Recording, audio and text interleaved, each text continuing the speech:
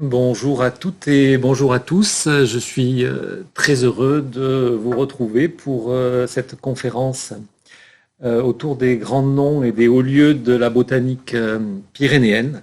C'est une conférence qui devait avoir lieu en direct depuis la salle des voûtes de la Maison du Parc national et de la vallée de Luz.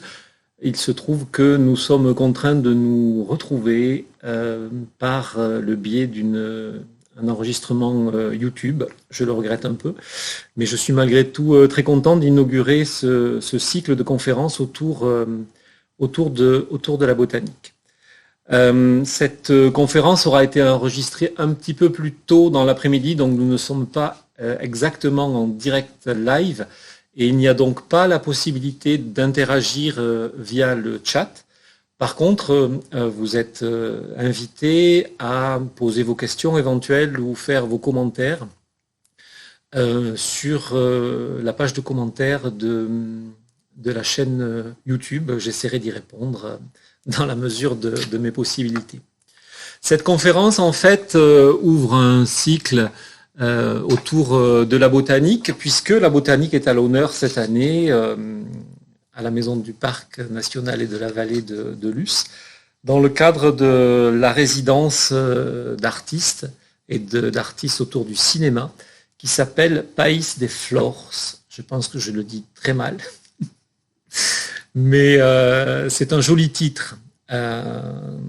Voilà, on a eu idée cette année, dans le cadre d'un partenariat avec la DRAC, avec Occitanie Film, avec la Maison du Parc national de la Vallée, le Conservatoire botanique pyrénéen aussi, de mettre à l'honneur la botanique et d'essayer de parler de flore par un biais un petit peu différent.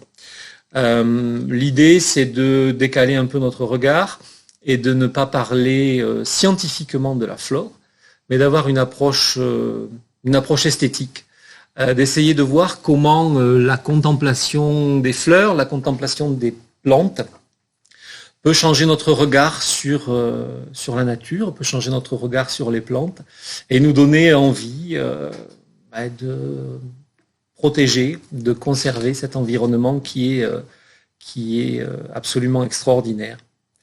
En exergue de cette résidence, les artistes du collectif Covisuel ont repris un vers magnifique du poète Claude Alran. Alors, il existe un occitan, mais là, pour le coup, je n'essaierai même pas de le prononcer. Qui connaît son pays par le nom de ses fleurs, sait lui offrir la paix. Voilà tout un programme résumé dans ce vers de ce poète de langue occitane.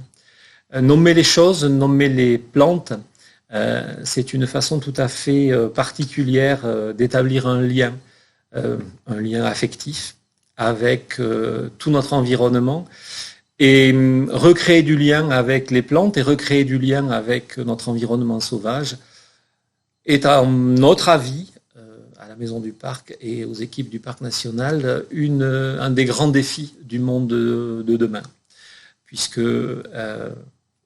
nous avons besoin de plantes, nous avons besoin d'espaces sauvages et nous avons besoin aussi de faune sauvage.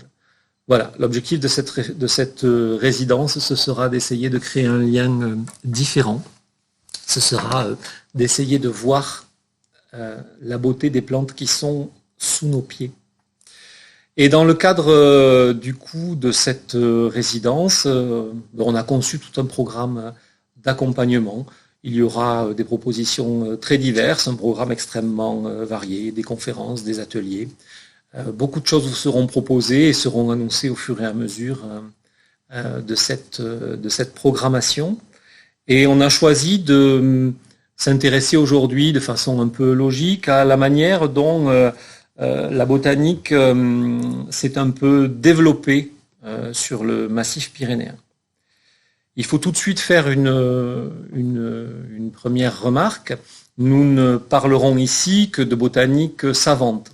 Il est évident que les populations des hautes vallées des Gaves et les populations pyrénéennes ont depuis la nuit des temps des rapports particuliers avec les plantes Ils savent les reconnaître, ils les nomment, ils les utilisent, ils ont des usages particuliers avec des usages particuliers de ces végétaux, et ils ont un savoir qu'on ne peut pas qualifier de scientifique, mais ils ont un savoir botanique. Il ne sera pas question de ce savoir-là ici, mais plutôt de l'aventure qui s'est développée sur le massif pyrénéen et qui a conduit des botanistes savants à venir jusque dans la montagne pyrénéenne pour exercer leur métier et pour dresser des inventaires et connaître la flore pyrénéenne. Cette histoire pyrénéenne, en fait, je l'évoquerai en plusieurs parties. C'est une histoire qui est très ancienne. Elle débute autour du XVIe siècle avec des traces écrites qui sont relativement bien documentées. Et j'ai donc consacré tout un premier chapitre à cette histoire des pionniers, des précurseurs de la botanique, les premiers qui sont venus dans les Pyrénées à une époque où le voyage était quand même quelque chose d'extrêmement périlleux et de pas très facile. Je vous parlerai ensuite d'une espèce d'âge d'or de la botanique. À partir du milieu du XVIIIe siècle, la botanique devient une science extrêmement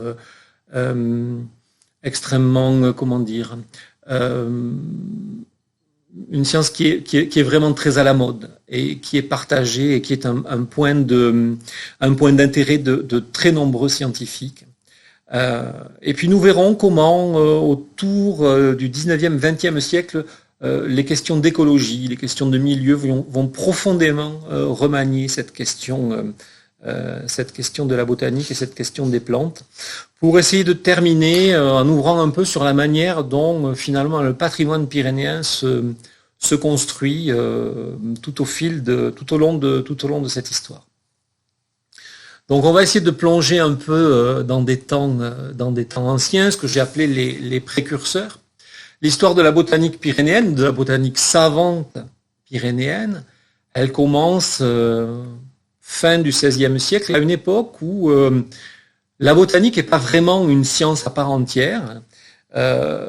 C'est quelque chose qui fait partie, en gros, des sciences médicales. Connaître les plantes, c'est aussi connaître une matière médicale et connaître des usages de plantes. Les études de botanique, elles sont pendant très longtemps intimement liées aux études de médecine. Et les premiers botanistes qui vont venir aux Pyrénées et qui vont parcourir la France, ils vont avoir comme objectif de récolter des plantes pour constituer des collections et des jardins botaniques, des jardins de simples et des jardins de plantes médicinales. Donc on a au début une botanique qui n'est pas individualisée comme une science, mais qui est une partie finalement de la médecine. Il se trouve qu'un des premiers qui a laissé sa trace dans les Pyrénées, c'est un botaniste qui s'appelle Richier de Belleval, qui est un botaniste champenois. C'est quelqu'un qui est né au milieu du XVIe siècle, donc c'est quand même vraiment très très ancien. Et à la fin du XVIe siècle, il reçoit une mission d'Henri IV de créer un jardin botanique à Montpellier. Vous savez sûrement que Montpellier est, à cette période-là, une des premières facultés de médecine de France et d'Europe. Et donc, c'est là, à Montpellier, que les choses se passent, et les choses importantes se passent en matière de médecine. Et créer un jardin botanique, c'est la création, ça correspond pour Henri IV à la création d'un outil important. Donc c'est un jardin où on va cultiver des plantes médicinales, mais on va cultiver des simples. Et pour constituer ces collections de jardins botaniques, il est bien sûr indispensable d'aller récolter des plantes sauvages dans la nature, et y compris dans les Pyrénées. Donc au XVIe siècle, fin du XVIe siècle, ce Richier de Belleval, qui est un botaniste qui reste très connu à Montpellier, il reste un hôtel particulier qui s'appelle l'hôtel Richier de Belleval, Et Richier de Belleval lui-même est un botaniste reconnu qui a donné son nom à un genre, le genre Bellevalia romana, donc c'est une petite plante des prairies fraîches et des prairies humides, qui est une plante, la jacinthe romaine, plante rare et très protégée. Qu'est-ce qu'on fait dans ces jardins botaniques? On cultive des plantes, on cultive des simples, mais pas que. On essaie de comprendre un peu l'ordre du monde. Ces jardins ne sont pas construits complètement au hasard. On va avoir un ordre, on va essayer d'ordonner ces cultures et de retrouver à l'intérieur de l'enceinte du jardin l'ordre des choses, entre guillemets, c'est-à-dire de reproduire à une échelle réduite la complexité de la création, puisque dans l'esprit des botaniques du XVIe siècle, toutes les choses ont un sens, tout est ordonné sur Terre, tout a une place. On est dans un système qui a été créé et qui a été créé pour que nous en profitions, pour que nous puissions utiliser les choses créées, les animaux et les plantes créées à notre propre bénéfice. Donc on va essayer de retrouver dans ces jardins une forme de petit théâtre de la nature. Et on va organiser donc des collections en essayant de montrer que les choses ont un sens et que les collections de plantes sont organisées selon selon des critères. C'est une conception qui peut nous paraître étrange, mais qu'il est absolument indispensable de connaître pour voir un peu d'où vient et où s'ancre finalement cette histoire de la botanique.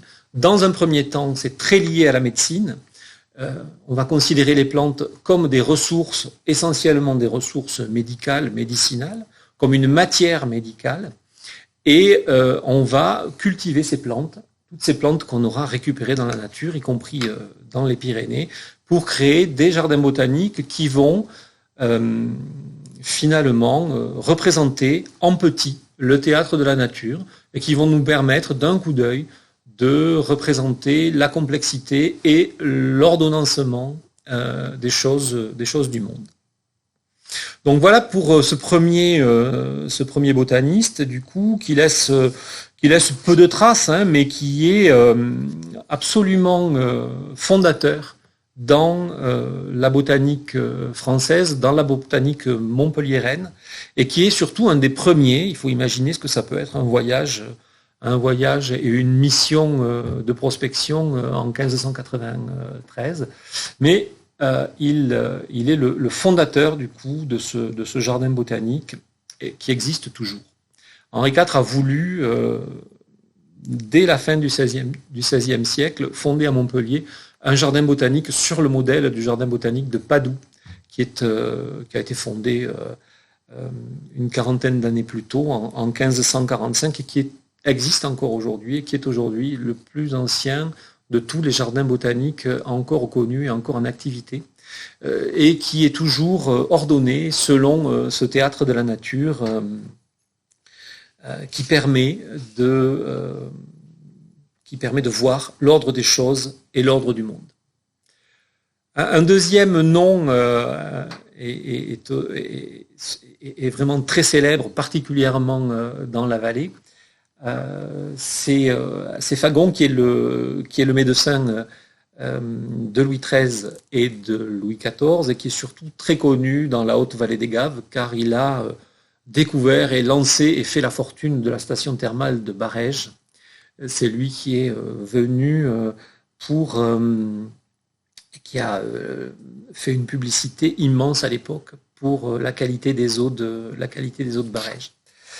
Lui, il est chargé par les rois suivants, par les rois Louis XIII et Louis XIV, de fonder un autre jardin botanique, le jardin du roi de Paris, qui deviendra plus tard le Muséum national d'histoire naturelle après la Révolution. Mais on est sur le même principe, on est sur l'idée de créer, on est encore en banlieue de Paris, hein. Vous voyez où est le jardin botanique du Muséum d'histoire naturelle. Au XVIIe siècle, on est à l'extérieur de Paris, on crée là le jardin du roi, qui est un jardin qui est bâti sur le même modèle, avec l'idée de cultiver des simples, de cultiver des plantes médicinales, et de pouvoir apercevoir et essayer de comprendre l'ordre du monde aussi. Fagon est le fondateur de ce jardin du roi à Paris. Il va l'administrer pendant de très nombreuses années et il va être très connu localement parce que c'est lui qui prescrit une cure célèbre qui est la cure que le duc du Maine a fait à Barèges et à Bagnères en 1675. Vous vous souvenez peut-être que le duc du Maine, c'est le fils illégitime que le roi Louis XIV avait eu avec Madame de Montespan. Ce fils avait une nourrice, il avait été reconnu, il était duc du Maine. Et c'est Madame de Maintenon qui s'occupait de l'éducation de cet enfant. Et donc il avait un problème de boiterie. On lui a proposé de faire une cure à Barèges et à Bagnères, et c'est Madame de Maintenon qui est venue l'accompagner pour faire cette cure. Cette cure a été couronnée de succès, et la santé du petit duc s'est considérablement améliorée à la suite de cette cure, et la renommée de la station thermale de Barèges a été considérablement augmentée. Ce faisant, Fagon aussi est un botaniste et un médecin voyageur. Il est les deux, il est médecin et botaniste. Les choses sont toujours pas séparées à cette période-là.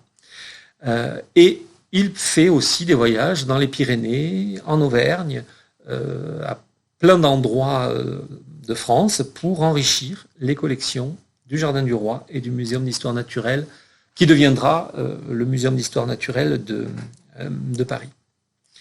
Je voudrais évoquer avec vous une dernière figure dans ces précurseurs. On aurait pu en citer bien d'autres, mais Joseph Piton de Tournefort est un botaniste tout à fait particulier, un botaniste incroyablement talentueux.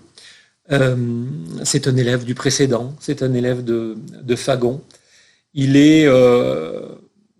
fait lui aussi de très nombreux voyages, dont quelques-uns très célèbres, et un en particulier dans le Roussillon.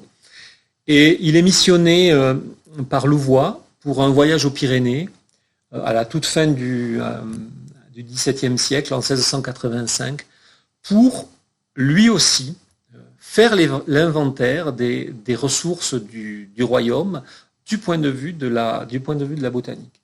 On est à une période où le pays, ce qu'est la France de l'époque, n'est pas très très bien défini du point de vue de ses contours et pas très très bien défini du point de vue de ses ressources. Et on pense que finalement les crises économiques sont un phénomène récent qui affecte exclusivement le XXe siècle. Il se trouve que c'est une histoire récurrente et que c'est une histoire de toujours. Il y a toujours eu des crises économiques et on a toujours eu des problèmes de ressources. On s'est toujours dit, finalement, on a toujours eu des problèmes de balance commerciale et on s'est toujours dit, on importe beaucoup de ressources, on importe beaucoup de matériaux, on importe beaucoup d'épices, on importe beaucoup de plantes, on importe beaucoup d'éléments qui sont nécessaires à notre vie de tous les jours. Essayons de voir si, dans nos propres ressources et dans les ressources de notre propre royaume, on peut trouver des moyens de subvenir à nos besoins. Et c'est un peu l'objectif de ces missions, des missions de Louvois, qui cherchent à essayer de trouver dans les coins les plus reculés de la France de l'époque des ressources qu'on n'aurait pas besoin d'importer finalement. La même question se pose avec le marbre. On importe beaucoup de marbre d'Italie au XVIIe siècle. On va se demander si peut-être on ne pourrait pas trouver à l'intérieur de nos frontières des ressources marbrières qui nous permettraient d'éviter d'importer toute cette matière. Donc voilà, cette question de la balance commerciale, elle n'est pas neuve. Et cette question d'essayer de remédier à rééquilibrer un peu les choses que l'on achète et les choses que l'on peut produire ou trouver sur place, c'est finalement une problématique qui irradie notre économie finalement depuis toujours. Voilà donc pour ces botanistes un peu particuliers et surtout tout à fait précurseurs des XVIe et XVIIe siècles. Python de Tournefort, il est connu de la vallée d'à côté, de la vallée de l'Adour. Il séjourne pendant quelque temps à Asté. Donc c'est un petit village du Haut-Adour, hein, juste au sud de Bagnères. La maison dans laquelle il loge est toujours visible aujourd'hui, et si vous traversez le village d'Asté, vous trouverez une plaque qui a été apposée au XIXe siècle. Je ne résiste pas au plaisir de vous lire ce petit quatrain délicieux qu'on trouve sur cette plaque. Python de Tournefort, dans cet humble réduit, des fatigues du jour se reposait la nuit, lorsque, explorant les monts qu'on ignorait encore, ce grand homme tressait la couronne de flore. Voilà un hommage appuyé à la connaissance et à l'érudition botanique de Python de Tournefort. Vous y penserez en traversant Asté. Il va se produire quelque chose en Europe de tout à fait spécial au tournant du XVIIIe siècle. Et il va se développer un goût tout à fait nouveau pour la nature. XVIe et XVIIe siècle, on aime la campagne, on aime les paysages pastoraux, on aime les paysages agricoles, mais on n'aime pas trop les choses sauvages.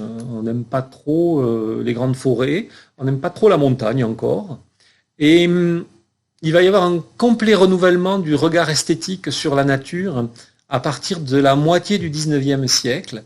Et en Europe, donc, va se développer un goût inédit pour le sauvage, un rapport complètement différent à la nature, et aussi l'idée qu'on va expérimenter la nature et des territoires qu'on ignorait encore par le voyage. Et c'est le début, ce début du XVIIIe siècle, de la villégiature et le début de l'exploration et du voyage dans des contrées que l'on ignorait encore et que surtout on ne fréquentait pas du tout. Ça va produire des bouleversements importants, hein. Le monde va, à partir du milieu du XVIIIe siècle, le monde va se dilater. On va connaître de nouveaux territoires, de nouvelles approches. On va oser, à partir de l'Europe, explorer un monde nouveau et des contrées que l'on ignorait encore. Elles existaient bien sûr, hein, mais les Européens ne les connaissaient pas. On a toujours tendance à penser qu'avec une vision un peu centrée sur l'Europe, que ces choses-là n'existaient pas, que ces pays-là n'existaient pas. Mais donc on va partir à la rencontre de ce monde nouveau. D'abord par les mers. Au XVIIIe siècle, c'est le temps des très grandes explorations. On va très loin. On va jusqu'au fin fond du Pacifique. Et des grands noms de l'exploration maritime résonnent encore à nos oreilles, même si on ne sait plus trop où ils sont allés, mais on se souvient tous de Commerson, d'Antoine de Bougainville et de La Pérouse, qui est un peu le local un peu de l'État, hein, puisqu'il était né à Albi et qu'il est allé jusque dans le Pacifique. Donc voilà, ce monde-là, il se dilate, on va avoir des nouvelles d'endroits du monde qu'on ignorait totalement.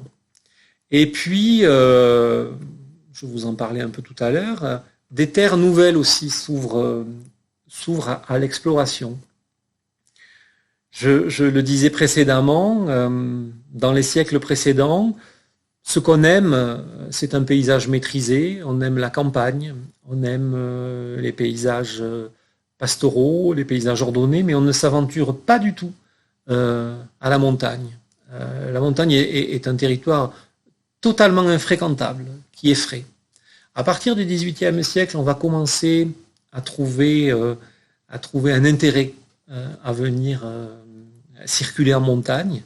Et cette montagne, elle va devenir absolument fréquentable jusqu'à devenir finalement un objet d'exploration et un objet de voyage à part entière. Et pour la France, on est bien obligé de le constater, ça commence pas par les Pyrénées, mais ça commence par les Alpes. Et les premiers voyageurs, on peut le regretter, hein, c'est un fait. Les premiers récits de voyage, les premiers récits de montagne sont des récits alpins. J'ai représenté cette gravure que j'aime beaucoup de Jean-Jacques Rousseau, avec son bouquet et sa rêverie. Il résume à lui seul cette nouvelle approche de la montagne, le fait que, et cette nouvelle approche de la promenade, les rêveries du promeneur solitaire, ce rapport nouveau à la nature, ce rapport nouveau ce rapport nouveau aux plantes, ce rapport nouveau à l'exploration. On commence donc dans les Alpes avec quelques dates célèbres et quelques noms quand même qu'il faut connaître, hein. Le Mont Blanc, par exemple, est vaincu en 1787. C'est vraiment très tôt. 1787 par De Saussure, hein, qui fait de cette ascension un récit absolument épique, et qui publie en 1779, exactement 10 ans avant le premier récit d'exploration pyrénéenne, qui publie un récit de voyage dans les Alpes. Voilà. Donc, les Alpins ont toujours 10 ans d'avance. C'est resté depuis. Ça date du XVIIIe siècle. Voilà, un regard nouveau sur la montagne, et surtout l'idée que on va pour réaliser un voyage scientifique et une exploration, et on fait un récit surtout on publie. On fait un récit de cette exploration. Du coup, cette information, elle circule. Ces récits, ils vont inonder l'Europe, et ils vont forger les imaginaires de toute une jeune génération de jeunes du XVIIIe siècle, qui vont se nourrir de cet imaginaire sur l'ascension et sur l'exploration, et sur ce rapport différent à la nature, qui va faire naître petit à petit dans les milieux cultivés ce sentiment particulier, ce sentiment de nature. 10 ans plus tard, donc, les voyageurs arrivent aux Pyrénées, finissent quand même par arriver, et nous voilà donc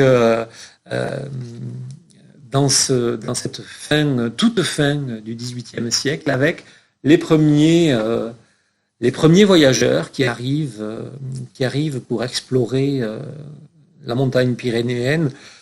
J'ai mis sur la droite de la diapositive cette gravure célèbre de Gavarni dans son état tel que finalement ces premiers voyageurs l'ont découvert. Essayons de voir maintenant où en est la botanique.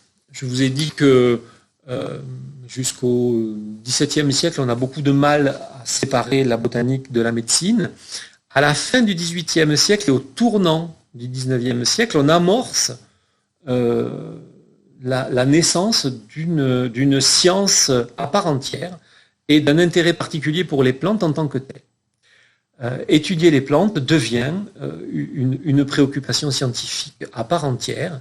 C'est ce qu'on a appelé pendant tout le XIXe siècle la science aimable, c'est-à-dire une science digne d'intérêt.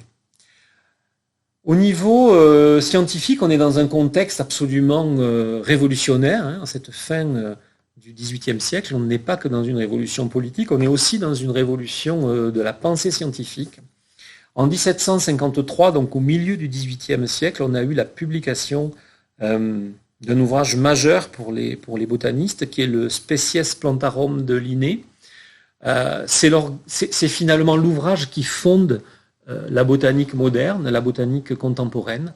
C'est à partir de Linné, donc milieu du XVIIIe siècle, qu'on va jeter les bases d'une classification spéciale des plantes qui est basée sur l'observation des caractères sexuels, c'est-à-dire l'observation des caractères de la fleur, la forme du pistil, la forme des étamines, le nombre de pièces florales, le nombre... Ça marche plus ? Le nombre de pièces florales, le nombre d'étamines, tous les caractères sexuels de la fleur. Et c'est Linné aussi qui va fonder et qui va imposer au monde scientifique ce qu'on va appeler la nomenclature binomiale, qui est toujours en cours aujourd'hui, qui est toujours en vigueur. C'est une nomenclature qui fait que chaque espèce de plante est nommée avec un double nom, un nom d'espèce et un nom de genre, et un nom d'espèce. Je vous parlais tout à l'heure de la jacinthe de Rome. Le nom latin, c'est Bellevalia, qui est son nom de genre, Romana, nom d'espèce. Donc voilà, à partir de 1753, on fixe les bases de cette nouvelle nomenclature et de cette nouvelle classification. C'est par l'observation des caractères sexuels des plantes qu'on va maintenant classer les végétaux. Et on va avoir un nom unique pour tous les végétaux qui va être bâti selon un même principe. Et puis à la fin du XVIIIe siècle, Lamarck est le premier à lancer l'idée que, à la suite de ces observations, les êtres vivants se transforment. Ça aussi, c'est une révolution absolument immense. On passe d'un monde fixé, d'un monde fixiste, où les espèces se reproduisent identiques à elles-mêmes de génération en génération, depuis la nuit des temps et surtout depuis la création de l'univers, à l'idée que finalement, de génération en génération, les espèces se transforment et que des mutations peuvent intervenir, il n'emploie pas ce terme de mutation, mais que des formes nouvelles peuvent apparaître d'une génération à l'autre et que les individus d'une génération ne sont pas exactement similaires aux individus de la génération précédente. C'est absolument révolutionnaire, puisque l'idée qui prévaut jusqu'alors, c'est que le monde est une création divine et qu'il a été créé dans sa perfection et dans la perfection que nous pouvons observer encore aujourd'hui, et dans une perfection qui est à notre service. À partir de Lamarck, on se rend compte que d'une génération à l'autre, les individus se transforment progressivement. Quelques années plus tard, Darwin établira sa théorie de l'évolution et il émettra l'idée très controversée à l'époque que des caractères nouveaux peuvent apparaître par mutation d'une génération à l'autre et que certains caractères peuvent créer finalement des individus qui sont mieux adaptés aux contraintes de l'environnement et que c'est ces individus-là qui sont favorisés dans l'évolution. Donc la botanique, jusque-là, est une science d'observation, mais c'est une science qui fait partie de la médecine. À partir du début du XIXe siècle et de la fin du XVIIIe siècle, au lendemain de cette révolution immense qu'est que sont les publications de Linné et celles de Lamarck, on va voir émerger la botanique comme une science entière, à part entière, et comme une science d'observation finalement à part entière. Voilà quelques illustrations de l'époque pour reprendre un peu le contexte et essayer d'imaginer un peu qu'est-ce que ça peut être que de venir voyager aux Pyrénées pour observer les plantes entre les 19e et 18e siècles, avant finalement de vous parler un peu de cette grande lignée de botanistes qui vont venir tout pétri des idées de Lamarck et tout pétri des nouvelles théories de Linné pour explorer les Pyrénées et venir et venir exercer leur art de botaniste dans nos montagnes. Je ne vous ferai pas l'affront de vous présenter Ramon de Carbonnières, puisque c'est celui qui fonde cette nouvelle exploration pyrénéenne. Ramon de Carbonnières, c'est quelqu'un que rien ne prédestinait à venir découvrir les Pyrénées. Au niveau de sa biographie, c'est un petit noble d'Alsace qui fait qui accompagne le cardinal de Rohan et qui est le secrétaire particulier du cardinal de Rohan. Il se trouve que peu avant la Révolution française, le cardinal de Rohan a eu quelques soucis politiques, puisque vous vous souvenez qu'il est impliqué dans l'affaire du collier de la reine, et qu'il vient faire une cure à Barège pour se mettre au vert et s'éloigner de la cour, en emportant Ramon, donc en 1787. C'est un coup de foudre pour Ramon, qui délaisse le cardinal de Rohan et le laisse prendre les eaux dans la journée. Et lui, il parcourt la montagne et il est complètement subjugué par la montagne pyrénéenne. C'est l'inventeur des Pyrénées, bien sûr que ça n'a pas de sens en tant que tel, hein, les Pyrénées existent par elles-mêmes. C'est malgré tout le fondateur et l'inventeur du pyrénéisme, c'est-à-dire de cette manière tout à fait particulière de fréquenter, à partir du début du 19e siècle, de fréquenter la montagne et de avoir une approche esthétique, une approche scientifique, et surtout de faire de ces explorations un récit. Ce sera la base du pyrénéisme, pour lequel, vous le savez, finalement, l'exploit sportif ne se départit jamais d'une dimension d'écriture, d'une dimension sensible et d'une dimension scientifique. Donc c'est les bases du pyrénéisme qui sont posées en 1787. Et Ramon, il montera 35 fois dans sa vie au pic du Midi, et c'est lui qui ouvrira la voie du Mont Perdu en 1802.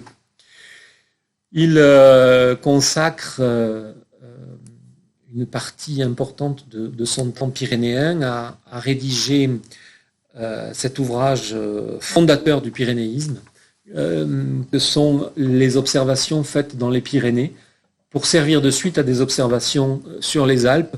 Vous voyez que ce faisant, il entérine l'idée que l'observation pyrénéenne se fait toujours après une observation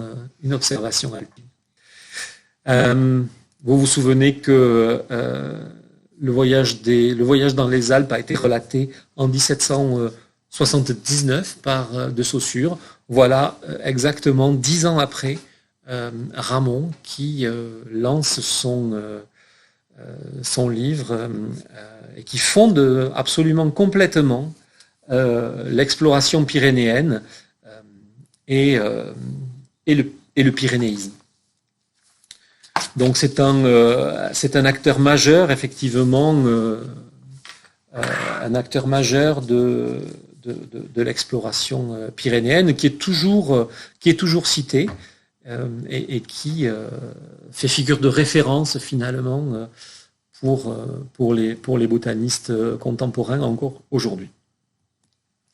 Alors je vais égrener un certain nombre de noms, je vais essayer de pas être trop rébarbatif, parce que des botanistes qui sont venus aux Pyrénées au XIXe siècle, il y en a pléthore.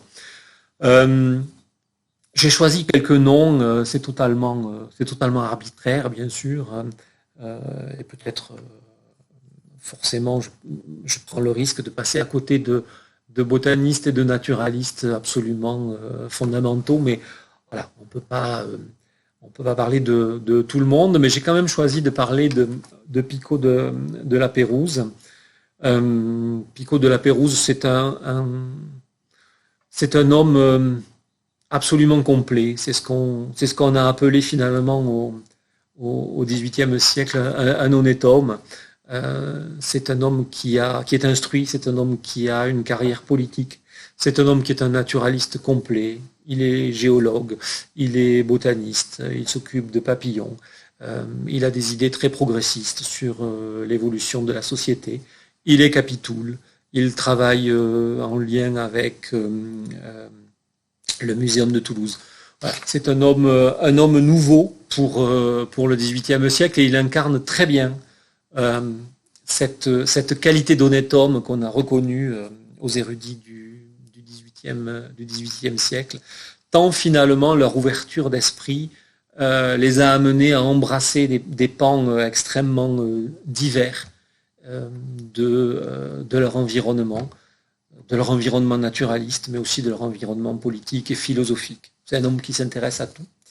Mais c'est aussi un homme qui va venir plusieurs fois dans les Pyrénées en 1763 et entre 1763 et 1792, et qui consacrera une partie importante de sa vie à rédiger au tout début du XIXe siècle une histoire abrégée des plantes des Pyrénées, dans laquelle il va décrire des itinéraires botaniques et des listes d'espèces qui sont rencontrées à l'occasion de ces itinéraires. Il aura un grand travail autour d'une catégorie de plantes montagnardes tout à fait spectaculaires que sont les saxifrages.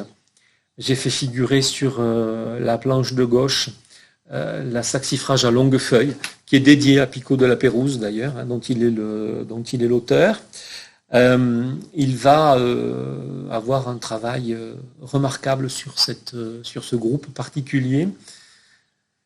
Et sa monographie des saxifrages sera publiée assortie de planches aquarellées qui sont absolument sublimes. Celle-là fait partie des planches, à mon avis, les plus spectaculaires. J'ai eu l'occasion de voir un original à l'occasion d'une exposition au Château Fort de Lourdes il y a quelques années. Et c'est vraiment une splendeur en termes de représentation. Donc on poursuit notre chemin avec un botaniste suisse, Auguste Piram de Candolle. Il s'inscrit finalement un peu dans la suite de Python de Tournefort, puisque lui aussi il est missionné par le ministère de l'Intérieur en 1807 pour je cite, « visiter successivement les différentes parties de la France pour étendre la connaissance et l'application des végétaux indigènes ou économiques. » Ça vous rappelle quelque chose? On est toujours dans l'idée que on a besoin de connaître les ressources de notre pays et qu'on est toujours dans une énième crise économique et qu'on a toujours besoin de faire des économies et qu'on a besoin de mettre en valeur notre territoire. Et on est toujours dans l'idée que l'on considère les plantes comme des ressources médicinales, mais aussi des ressources vivrières, qu'on peut peut-être trouver dans les plantes des occasions et des moyens de se soigner, de survivre et de subsister. Et qu'on a en tout cas besoin aussi de mettre en valeur tout ce que le territoire peut nous apporter. Donc là, on est bien dans toujours ces missions de prospection et ces missions exploratoires qui ont des buts économiques, qui ont aussi le but de connaître très intimement les ressources de notre pays. Donc en 1807, il parcourt les Pyrénées, de Bayonne à Perpignan. Il est le premier à faire cette grande traversée par une route par une route de Piémont qui longe les Pyrénées. Et il est reçu à l'occasion de toutes ces étapes par des instituteurs, des sous-préfets. Il fera un très beau livre il fera de son voyage aux Pyrénées un récit absolument incroyable qui a été réédité à l'occasion du bicentenaire de cette grande traversée, donc en 2007. Et c'est un ouvrage qui est absolument riche d'enseignements sur la vie pyrénéenne au début du 19e siècle. Ce voyage, il inaugure finalement une route qu'on connaît bien et qui connaîtra ses heures de gloire pendant la grande période thermale. Il inaugure un peu finalement un itinéraire de Piémont qui joindra toutes les villes d'eau pyrénéennes au XIXe siècle et qui sera donc cette grande route thermale. Je voudrais finir cette énumération avec deux figures locales. Les botanistes sont venus de loin, mais la botanique est aussi une science qui a infusé, qui a diffusé dans les populations locales, et on retrouve localement quelques figures absolument incontournables de la botanique pyrénéenne du XIXe siècle, et je voudrais vous citer Pierrine Gaston-Sacaz, qui a un itinéraire tout à fait particulier. Pierrine Gaston-Sacaz, c'est un berger qui passe beaucoup de temps en Vallée d'Ossau, à Béost, autour de ses brebis.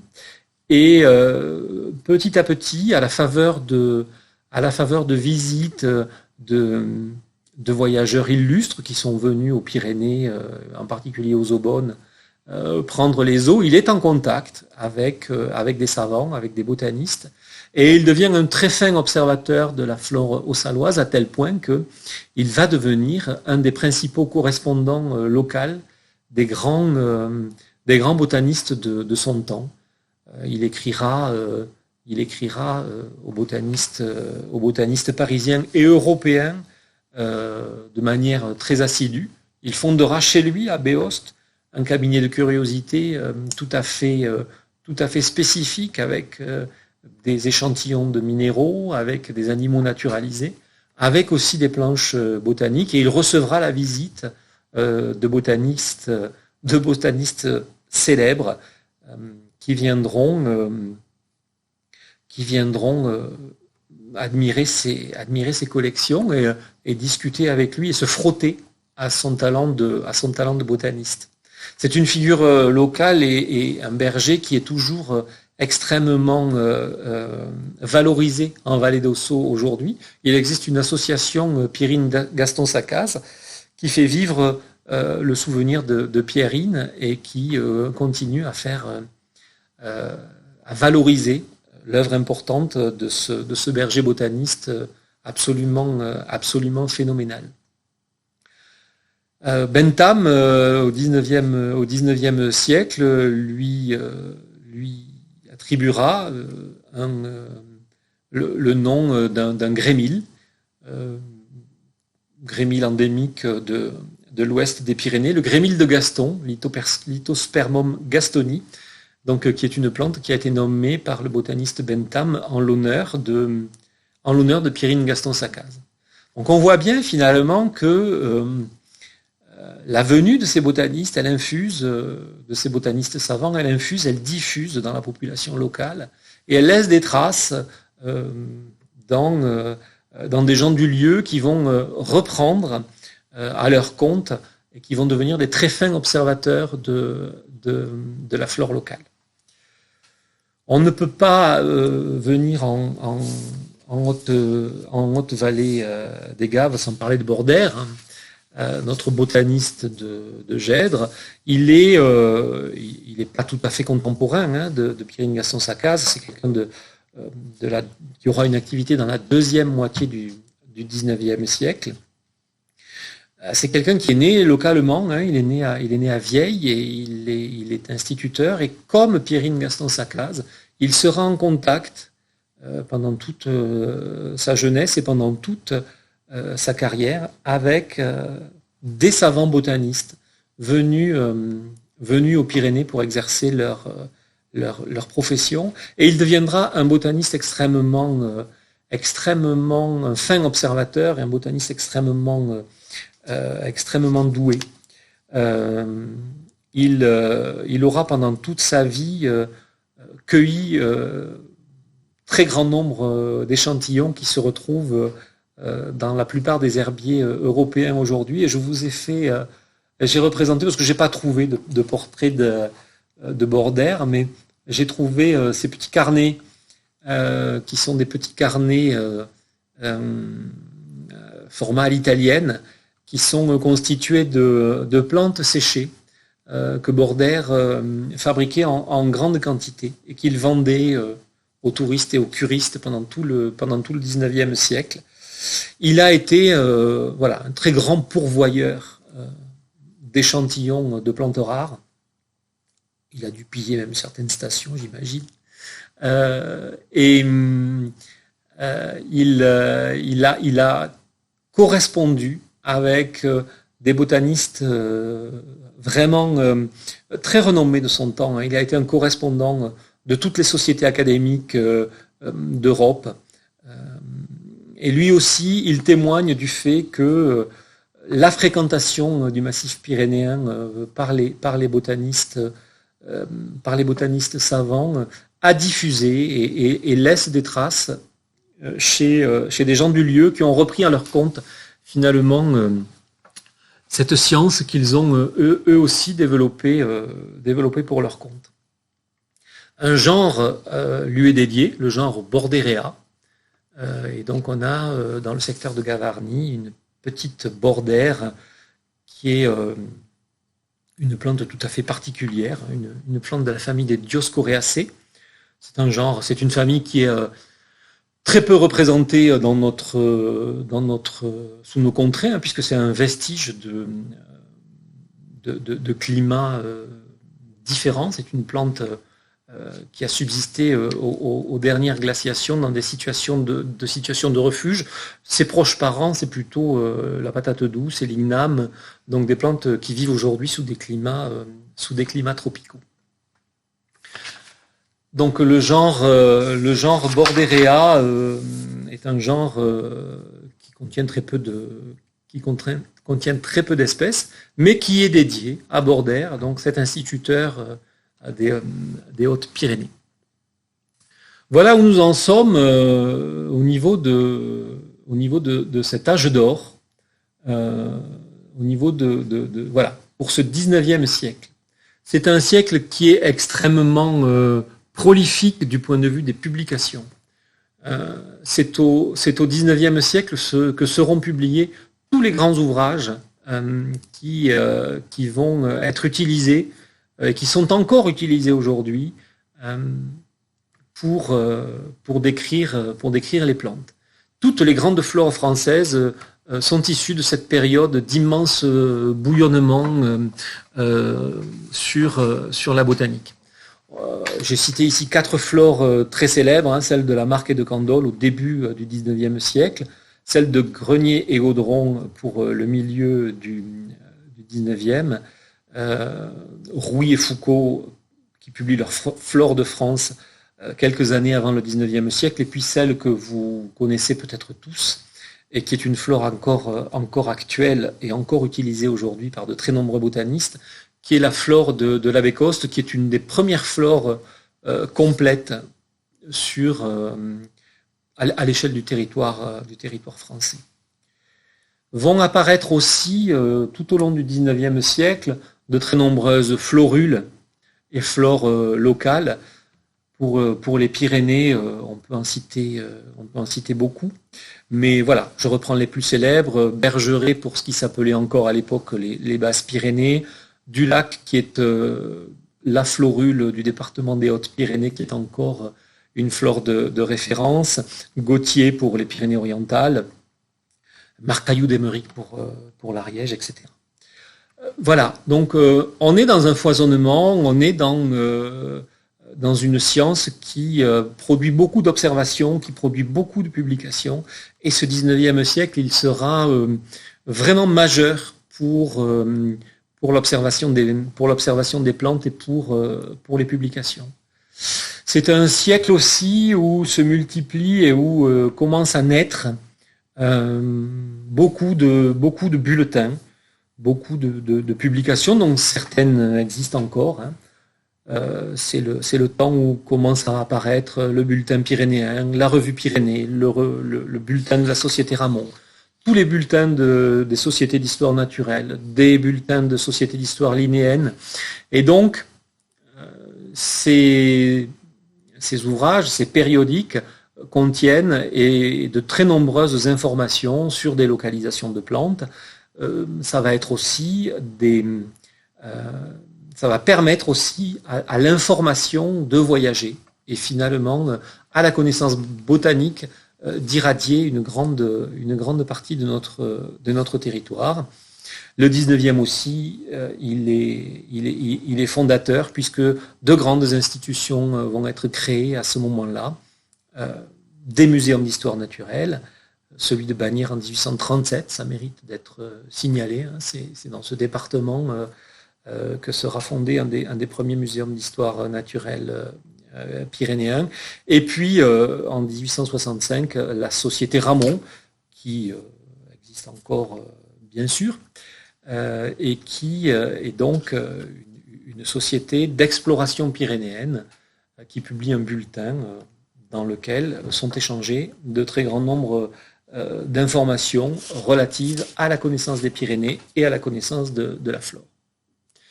Ce 19e siècle, il se termine sur une espèce d'apogée de la botanique en tant que science d'observation. Et le début du XXe siècle, il sera remarquable parce que la botanique va trouver un second souffle. La botanique va trouver un second souffle avec l'écologie. On va plus considérer que les plantes sont des individus qui doivent être observés en tant qu'individus à collectionner, mais on va considérer à ce moment-là que la végétation, elle va nous permettre de lire un peu le paysage et que la répartition des végétaux à la surface de la Terre, elle n'est pas le fruit du hasard. Les végétaux, ils poussent à la surface de la Terre en fonction de critères et que observer finalement la flore et la végétation, ça va être extrêmement riche d'enseignements. Je cite Charles Flao, qui est un des fondateurs de l'écologie moderne et de la phytoécologie. La végétation est, pour qui sait la lire, le meilleur des indicateurs des conditions du milieu et de l'action de l'homme. On va effectivement se rendre compte et on va passer du coup d'une notion de collection de végétaux, une notion d'herbier, à une notion où on va essayer d'intégrer et de comprendre. On va considérer que les plantes vont nous permettre de mieux connaître les climats, de mieux connaître les constantes physiques du milieu, de bien connaître la géologie. On sait bien qu'il y a des plantes qui ont des affinités pour les terrains calcaires, d'autres qui ont des affinités pour les terrains plus acides. On sait très bien que les plantes aussi, et que les paysages aussi, ils s'inscrivent dans des dynamiques, que le moteur de ces dynamiques, c'est l'action de l'homme. On va donc pouvoir, grâce à cette prise de conscience un peu plus globale et un peu plus intégrative, on va pouvoir, avec l'observation des plantes, essayer de passer de l'observation d'un individu à l'observation d'un milieu avec une dimension d'habitat. Les plantes, finalement, leur présence a une signification et leur présence, elle peut avoir une valeur de témoignage sur une histoire pastorale, sur une histoire de pâturage, sur une histoire d'exploitation forestière, sur une histoire de climat, sur une histoire aussi d'évolution de climat. On sait très bien que les plantes sont sensibles aux évolutions climatiques. Et donc, la phytosociologie va intégrer la botanique comme une des composantes de l'écologie contemporaine, et on va se servir du coup de cette science, de cette connaissance des plantes, pour essayer de mieux comprendre les milieux, pour essayer de mieux comprendre notre environnement.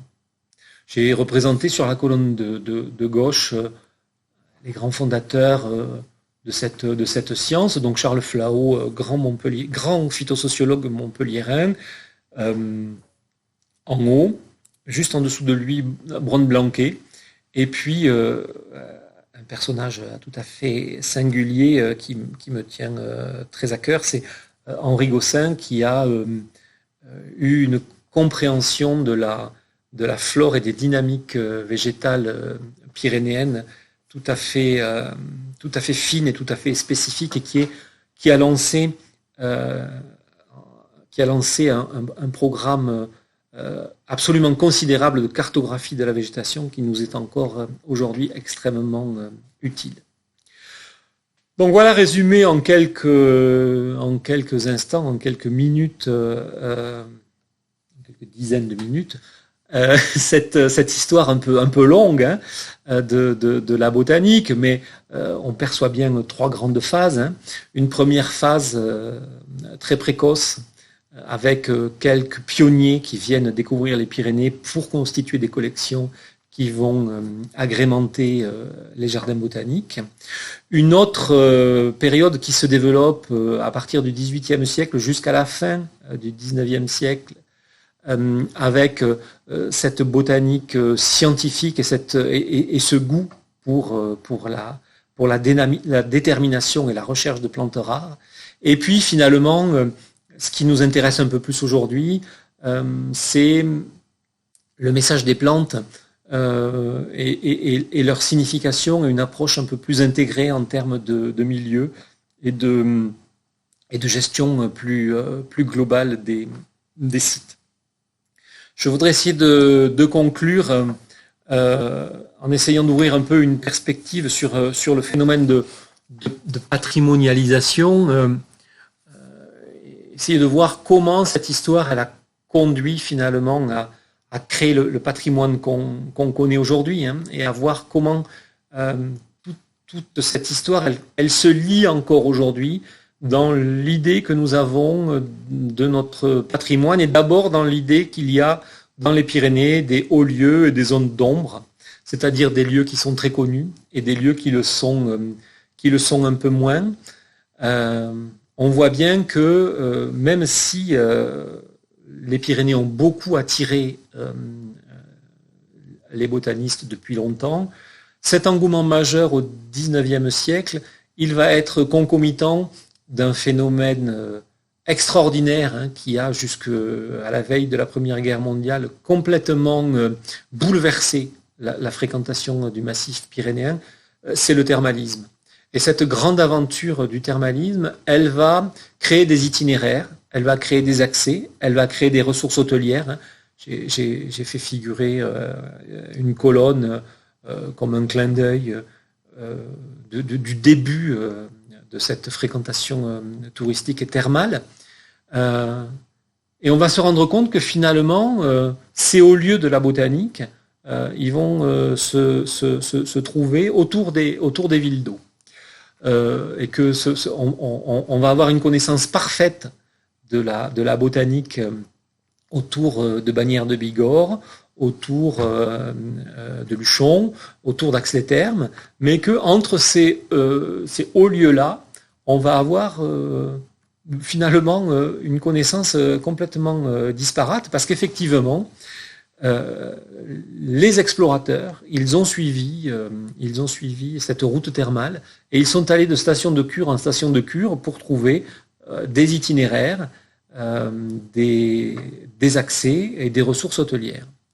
Alors voilà, on pourrait croire en regardant les résultats de leur observation qu'il y a des endroits qui sont très riches du point de vue de la flore et des endroits qui sont très peu riches du point de vue de la flore. Il faut relativiser ça. Il y a des endroits qu'on connaît très bien et depuis très longtemps parce que des botanistes ont pu s'y rendre puisqu'on avait des accès dans le cadre d'une fréquentation thermale, et on avait aussi de quoi se loger sur place. Donc les villes d'eau ont joué pour les Pyrénées un rôle majeur dans la connaissance et dans la construction du patrimoine naturaliste. Si on dresse la carte de la richesse botanique, on est surpris de voir à quel point elle se calque sur la carte finalement des villes d'eau pyrénéennes. Cette chose-là, elle perdure encore. Hein. Et quand on a construit un patrimoine et quand on s'est posé la question, par exemple, de créer un parc national dans les Pyrénées, on s'est basé sur des observations historiques.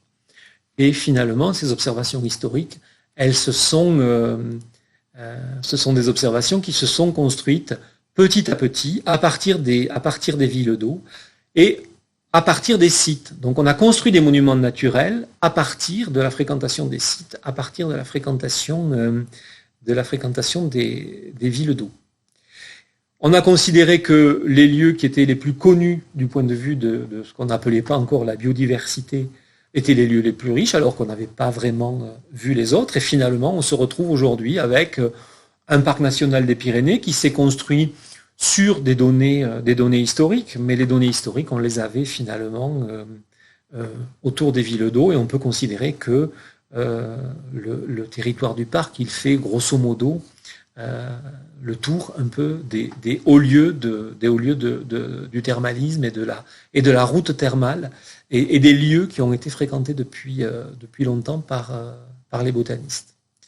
Voilà, donc cette histoire continue aujourd'hui. Des botanistes continuent à travailler, à essayer justement de réparer un peu et de chercher de la biodiversité dans des endroits qui étaient peut-être un peu mieux connus. Le parc national est toujours un acteur important pour la connaissance et la conservation de la flore. Et ce sera l'objet de notre prochain rendez-vous qui sera le 5 juin et qui sera à 18h avec le 5 mai, pardon. Donc c'est un rendez-vous qui aura lieu le 5 mai. Et Olivier Jupy, le 5 mai, vous parlera du rôle du parc national dans toutes ces questions de connaissance, de valorisation et de conservation de la flore du parc. Donc je vous remercie, j'attends vos commentaires et vos questions dans l'onglet commentaires de cette page YouTube, et j'espère à très vite, peut-être en vrai. Merci.